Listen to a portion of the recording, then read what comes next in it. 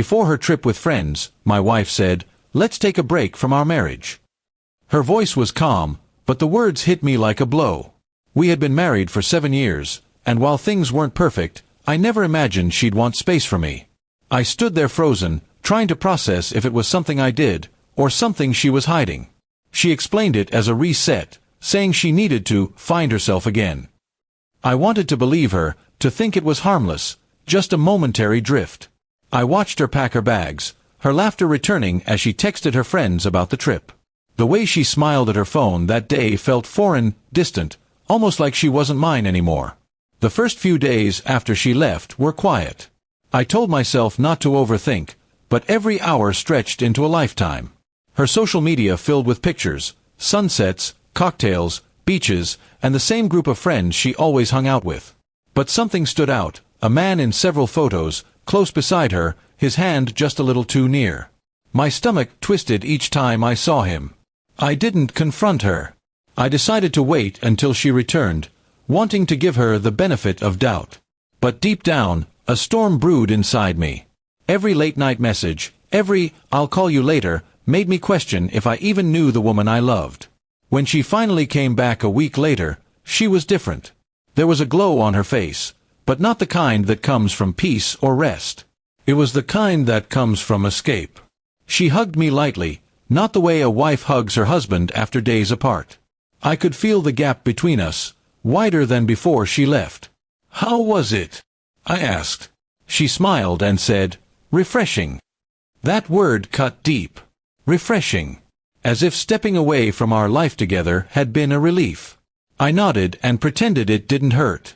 But my eyes caught something, a bracelet on her wrist I'd never seen before. It wasn't from me. That night, she slept early. I sat alone, scrolling through her tagged photos again, looking for answers. Then I saw it, one picture her friend had forgotten to remove.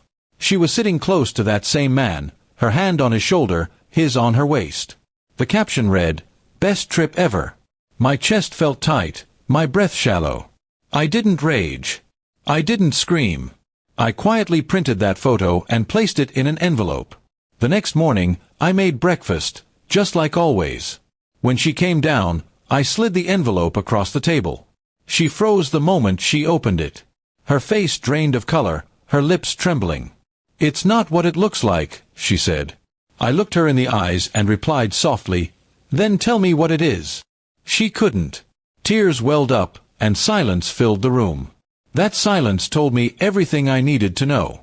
Whatever we had built over the years had already fallen apart somewhere on that trip.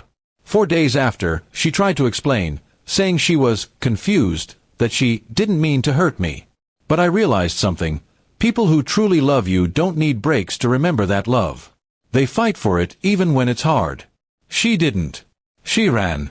I packed my own bags a week later. She cried, asking me not to leave, saying she'd fix it. But trust isn't something you rebuild with promises. It's something that either exists or it doesn't. And with her, it was gone. Months passed. I moved into a small apartment by the lake, started rebuilding my life from scratch.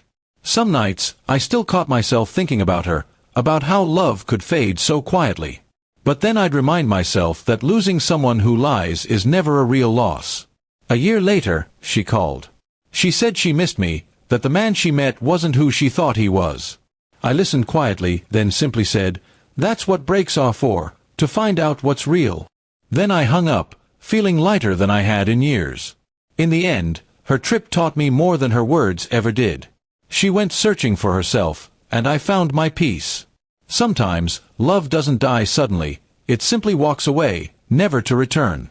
And when it does, the best thing you can do is let it go.